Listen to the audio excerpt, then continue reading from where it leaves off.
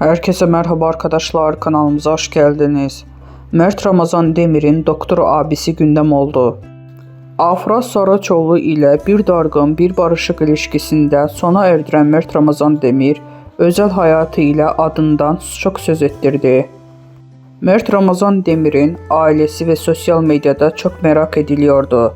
Demir'in doktor abisi Melik Demir ile kareleri ilgi odağı oldu.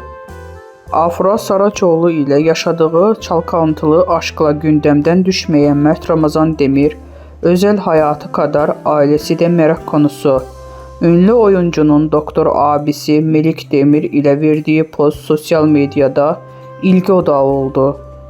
Son olarak Yalı Çapkını dizisinden rol alan Mert Ramazan Demir, kendisi gibi oyuncu olan Afra Saraçoğlu ile yaşadığı inişikli çıkışlı ilişkileriyle sık sık gündeme geliyordu.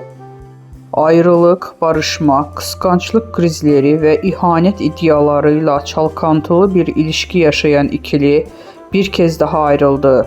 Son dönemde en çok konuşulan çiftlerden olan ünlü oyuncuların dizileri, birlikte ilişkileri de bitti. Mert Ramazan Demir'in Melik Demir dışında 3 erkek kardeşi daha bulunuyor.